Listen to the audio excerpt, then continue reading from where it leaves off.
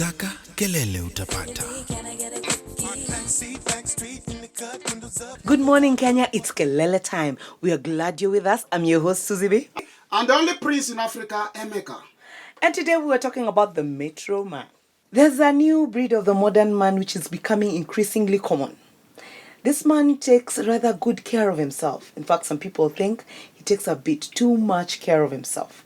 You'll find him with braided hair, polished nails. He's got curly palm on his hair. He even goes for facials. Some people think that this is eroding masculinity, eroding the African values. So we are asking today, do you think that it is true that this is the modern times and we should embrace it, that this is the normal progression in modern times? Or do you think that the Kenyan man would do with a little bit more of grooming? We know what defines a man and we know what defines a woman. If you try to do things that are associated to other sex, then it means you are creating a problem. It's just like a goat wanting to become a sheep. The more it tries, the more ridiculous it becomes. And we ask ourselves, is this a goat or a sheep? The answer is very simple. It is still a goat. A little flair here, a little fashion there, doesn't necessarily make a man less masculine. A man doesn't have to smell of sweat, have beard, look a little rough in order for him to become a masculine. I'm not talking about the extreme cases of someone wearing excessive jewelry and, like dressing up like a woman or acting funny. No, that's another thing altogether. Well, we as Africans, we know how a man looks like. And if others are mixed up with their identities, we as Africans, we are not. And we know how a woman look like. We know how a man look like. In other words, whatever you watch on television should not bring you out of what you are supposed to be. The definition of what a man should be since Neanderthal days has shifted. So we no longer wear skins, we no longer run around in rough hides and everything. As long as you're comfortable in your own skin, it doesn't really matter what anybody thinks or says. That is you, do you. Let us know what you think. Call us on 444-106. Drop us a line on Facebook. On Twitter, find us at Kelele FM. Let us know what you think because uko kwenye Kelele FM where Kelele ulitaka Kelele umepata. Kelele FM. Oh, so a man is actually judged on the kind of hairstyle he wears. Let's look at Lupita Nyong'o, for instance. Look at her hairstyle. Is it really synonymous of a woman? You know what happened yesterday, Susie? I went to swim in a pool. So by the time I was swimming, I saw somebody's head. Inside the swimming pool, you just see the head. The person was looking like a woman. So I decided to swim under the waters to go and see if she was a woman so that we can still make a chat. So the legs were for the man. When I come up, I saw the woman. Emeka, you are in a swimming pool. Instead of just swimming away, you actually go looking for women in the pool. And where do you find them? Emeka, you are special. Wanaume wamekosa kazi. Badala ya kwenda kuaso, eti wakosa rumi. Sasa sisi wanawake tutenda kinyozi.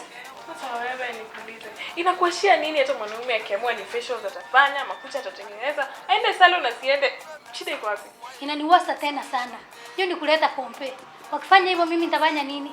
Machi ni mtu anakuja kuulisia msee. Rawa anaambiwa, "Unataka papa poi?" Haya, tangoja kidogo, ameenda saloni amenarudi jioni. Sasa hivyo venye unaiweka. Si ati wanaume wajipodoe ama sijui wafanye nini. Kwani hata kama ni hivyo, wanaume si wako, Kila nyani na starehe zake. Huoni mbele? Wakileta kompe force, wataleta hiyo kompe hata chikoni. Niko nadhani unajiamini. Sasa unaogopa nini? Badala ya kufanya pachati ya masigo ya mtoto, mtoko mkifanya pachati ya nywele yako na nywele yake kweli. Sio hivyo venye unaiweka. Hakuna kitu kama hiyo. Hasa wewe Magnolia, hiyo nywele yako umetengeneza na pesa ngapi? Wacha kulinga najua hiyo nywele yako ni zero rated budget. Hata VAT haina.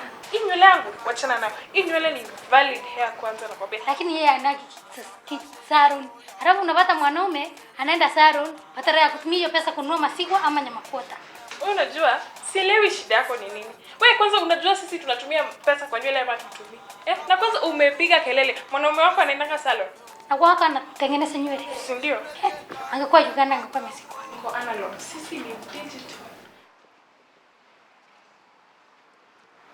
Njuko, mambo poa sana. Gaya, umelost. Niko poa sana. Gaya, aki umelost. Mimi sija lost, wewe ndio umelost.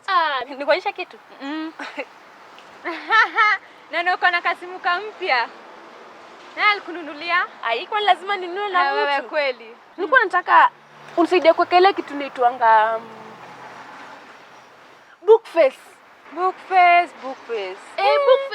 Bookface ile nyoto naekanga kwa ofisi watu wengi hivi. Enye nakuanga na watu tunakaa blue, iko na ratings sijui tunakaaje. Hiyo. Ni kama tu ni hiyo. Akiwa mimi sijui kuweka. Guy, sasa mimi nitafanyaje? Kila mtu kwa ofisi ako nayo. Mimi peke yangu ndio mimi sina. Kai. Lakini niko na idea. Boyfriend yangu anajua hizi mambo. Wacha. Anajua kila kitu. Si basi unipeleka nieke. Acha nikupeleke, lakini kwanza nimalize Kenya nafanya hapa, alafu tutaenda. Sawa basi harakisha. Si unajua tu ile boss wangu venye anakuanga. Hai na wewe huwezi mdanganya unaenda kununua kamboga na hapo nje ukuje tupige story. Mimi sitaki kumwaga unga. Lakini wacha basi nimalize alafu tuende. Sawa basi harakisha. Sawa. We should focus more on somebody's substance and character, not on their braided hair or the studs they wear. Let's look at the case of the CJ, for instance. The fact that he wears a stud doesn't necessarily mean that he performs any less because he's a man with a stud. In fact, we are more concerned beyond what a man looks like and what is inside his head. We are concerned with what kind of statement is he trying to make. Is he suggesting that God was confused when he made him a man? Or is he suggesting that God was confused when he was making her a female? Why is it that when women wear trousers, they wear ties, they cut their hairs, the same standard is not applied to them? Why are they called less feminine? Why is it that we do that to the men? A man who tries to apply this makeup, I don't know braiding the hair, I don't know putting some salt inside the hair, I don't know what doing fingernails, I don't know what, that man is very weak. In any case, if he's doing these things, he's trying to prove to the world that he is a weak vessel. With all due respect, leave that to the women. It's supposed to be up to the women to judge whether a man is strong or weak, unless you want to become a woman, Emeka. This is Kelele FM, where Kelele ulitaka, Kelele umepata.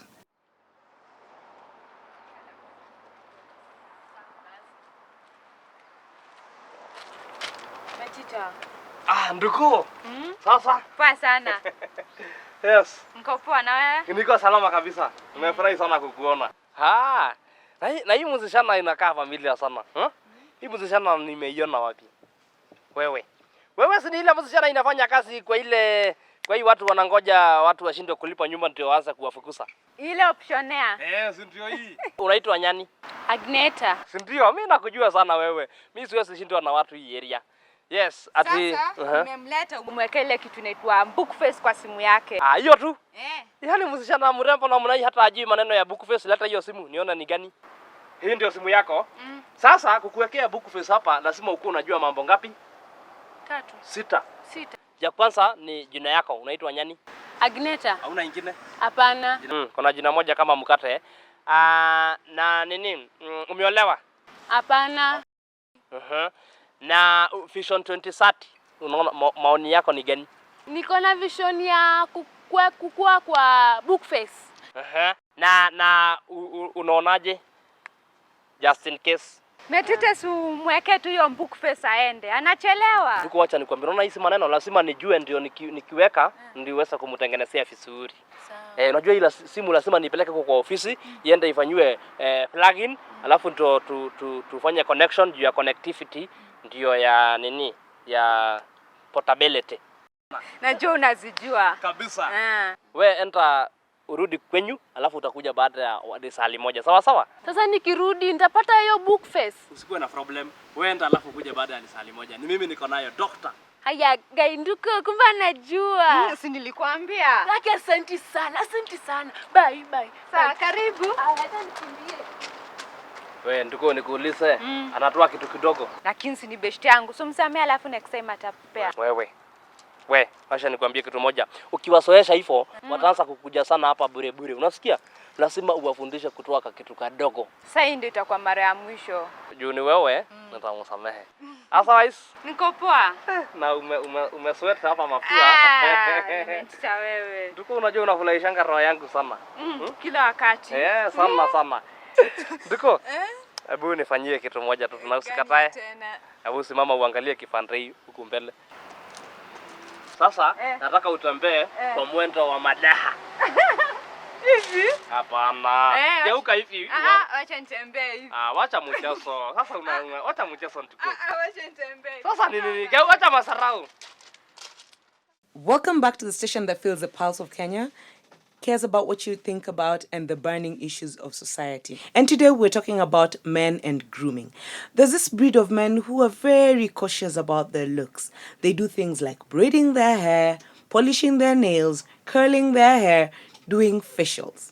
So we are asking, is it okay that we should embrace it and decide that we are moving in modern times, or we should not even talk about it? Men should not be smooth and neat and savvy. Do you think they should remain, like Emeka says, they're supposed to remain rough so that they can maintain their masculinity? Let's know what you think. Call us on 444-106. Hello, Kelele FM. Hello, Kelele. Hello, name and where you're calling us from, please? I'm Doreen from Ngong. Yes, Doreen. I have no issues with stylish men. I mean, as long as you're not trying to be a woman, it's okay. But when you try to braid your hair, aren't you trying to become like a woman? No. I don't think so. If you carry a lady's handbag, yes. But if a man's hair is long and he prefers to braid it, why not? I think it's cool. That is his style. I mean, has he stopped being a man? Well, thank you, Doreen. Hello, Kelele FM. Hello, is this Kelele?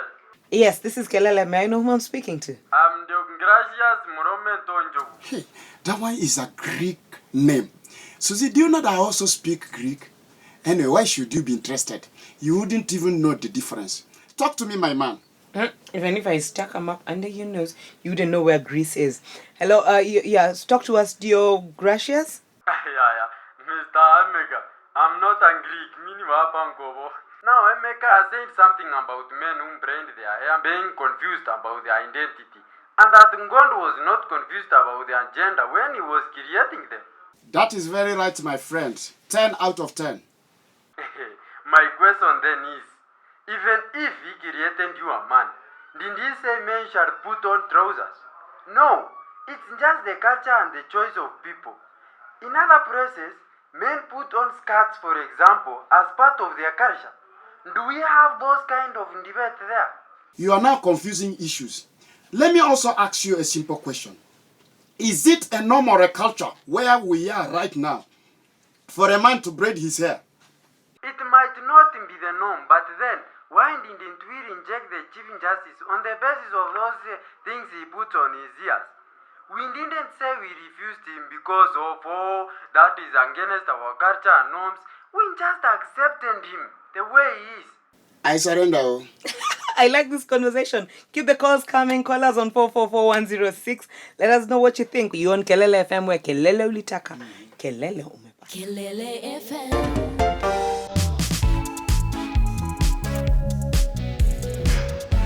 Let me ask you, Emeka. Yes. Why exactly are you opposed to braids and styles on men? Simple. It is not appropriate for a man. On what basis? Tradition, culture, religion? Or what? You see, those fellas just borrow things from the West without thinking. So you're opposed to it because it is an African? That is right. And according to you, what is African culture? I mean African culture. What exactly is that African culture? Is it Yoruba, Dinka, Maasai, Swahili, Somali? Which one?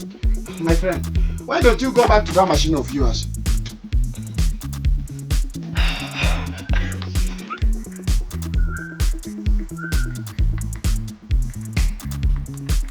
Sasa Janet. Hapa ni kazi tu kung'ang'ana hii. Ni kazi. Hii nayo inafanana na picha yako. Ewe. 3D lipstick. Unataka nini? Wala sana siko pale. Nilikuwa nataka kuona kusikia vile mnasikia. Unataka ziko gani? Unataka? Yes, nilikuwa nataka unisaidie kidogo.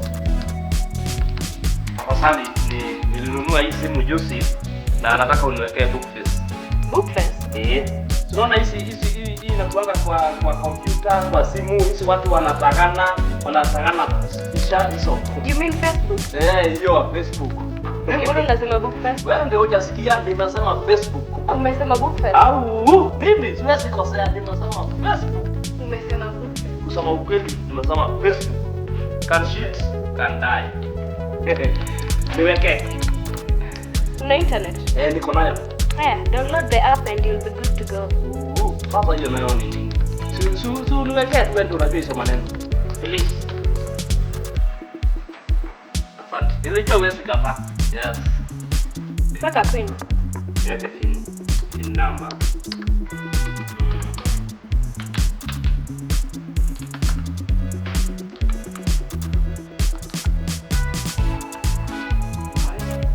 Sasa nianza kuniambia nini nasema.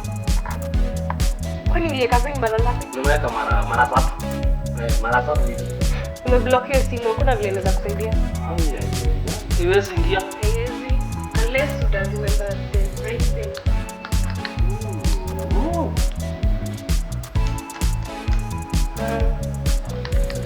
Sawa, wacha niende nikatafuta pin number kwa simu. Asante.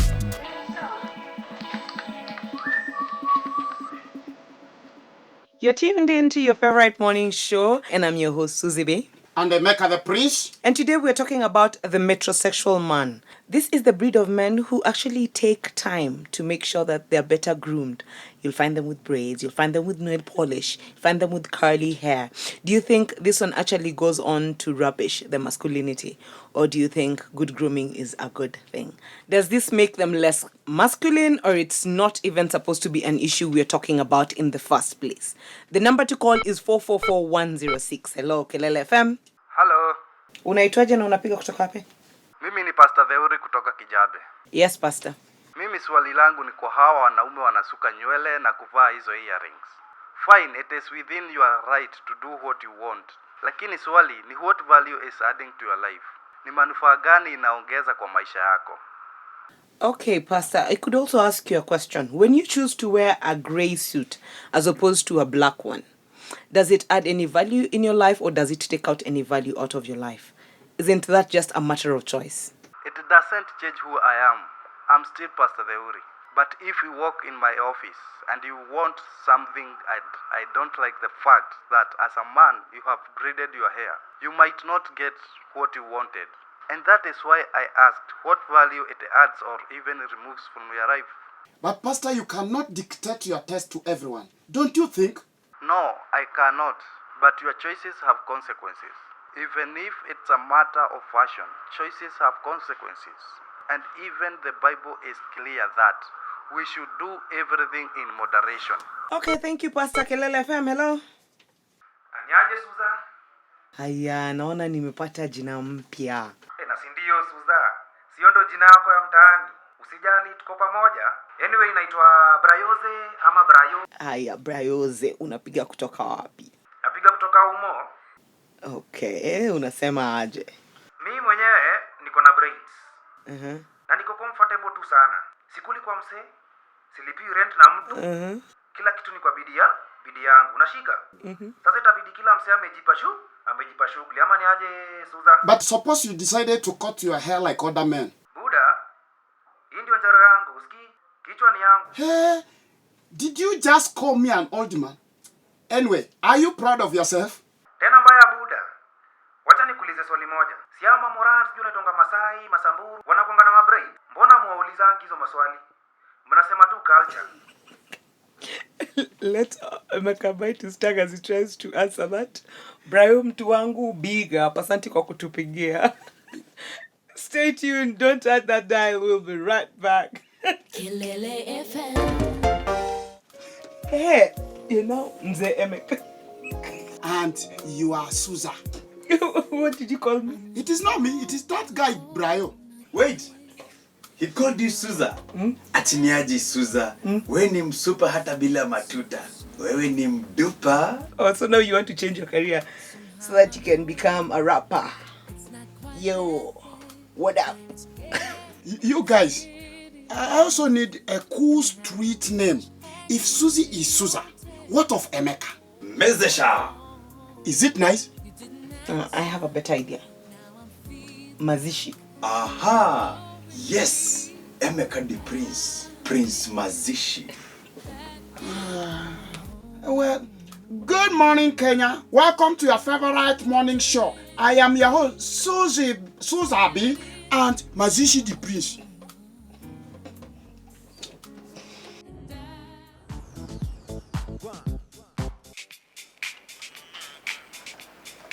Si kijana hapo Collins ndio anafanya hivyo. Sijui nywele, sijui masikio. Sasa si hiyo ndio wanapenda.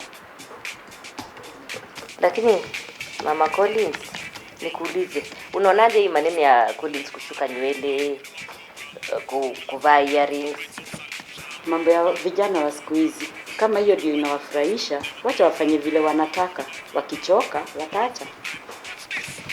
Na wasipochoka? Sasa, sio ni maisha yao. Lakini si kwa ubaya tena. Unaonaje vile Collins ameshuka nywele na amevaa earrings? Ndio nimekwambia, he has his own life. Kama hiyo ndio inamfurahisha, so ungejaribu kumwambia Collins kwamba kushuka nywele na kuvaa earrings ni mbaya, kwa sababu watu wengine wataanza kufikiria mambo mengine mabaya. Kama gani? Kama mambo yale Museveni alikataa. Nilimuuliza siku moja, akaniambia mami, mimi sioni ubaya. Hii ni fashion. Hata akanionyesha sijui which big lawyer kwa TV alikuwa ameweka dreadlocks. Lakini sikiza Gladys, as long as he's obedient, he's disciplined, na anafanya kazi yake vizuri kwa shule, I've done my part.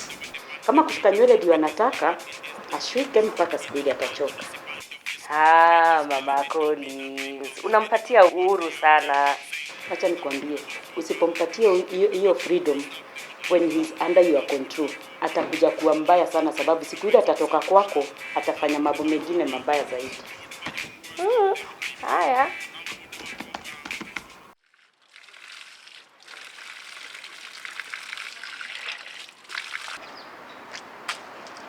Yaani wewe nakutafuta na kumbuko hapa. Sasa umenipata. Haya, phone kwa aje sasa? Phone yako iko sawa kabisa. Umeshaweka nini? Book face? Hiyo niliweka kitambo. Hebu nione.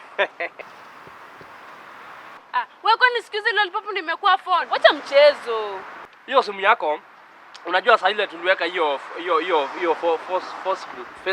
book face ikakuwa na problem. Hebu basi nipatie nione. Sasa hata nikikupatia itakusaidia na nini? Wacha ujinga wewe, nipatie phone yangu. Tafadhali madam usinishike hivyo. Nakukataza kunikashika shika hivyo. Hata shati ndakushika. Hebu nipe simu yangu. Haya. Hebu nipatie simu. Hebu niasilie. Nipatie simu. Niasilie kabla sijawaka moto. Nipatie simu yangu, acha mchezo wewe. Hebu toa hii mkono hapa. Wewe. Tunabishana ni ya nini? Hebu kwanza mwambie siwai nishika hivyo tena. Samahani. Ni nini mbaya? Unanijua wewe? Una imagine ile simu alileta, simu yake ni mbaya, imeharibika. Hebu nione. Hii simu hata sidhani inaweza tengenezeka Kenya. Hii simu ijaribika, ni kublock imeblock. Ni kublock. Nilikuwa nimefikiria hivyo. Sasa fanya hivi, mpatie simu yake enda katengeneze. Mimi nani nitengeneze? Simu ni ya nani? Simu ni yangu na nume niharibie simu. Bwana utengeneze simu yangu. Wewe mimi sikujinga yako. Basi mpatie kama hatapeleka kwa fundi akae. Aka nikachinda kandogo sana. Wacha niende nikatengenezeshe. Sawa wewe. Sawa Kenita. Mpeleke. Fanya hivi, hebu tembea. Kwenda huko, watu wengine wanajifanya anajua kila kitu, hata hakuna kitu anajua. Hata msiniongelesha namna hiyo wewe. Kwenda huko, hakuna kitu unajua. Hata msiniongelesha hivyo. Kwani wewe ni nani? Nipatie dakika moja. Toka hapa uende kabisa. Uendi. Fanya kitu unafanya, siendi. Toka hapa.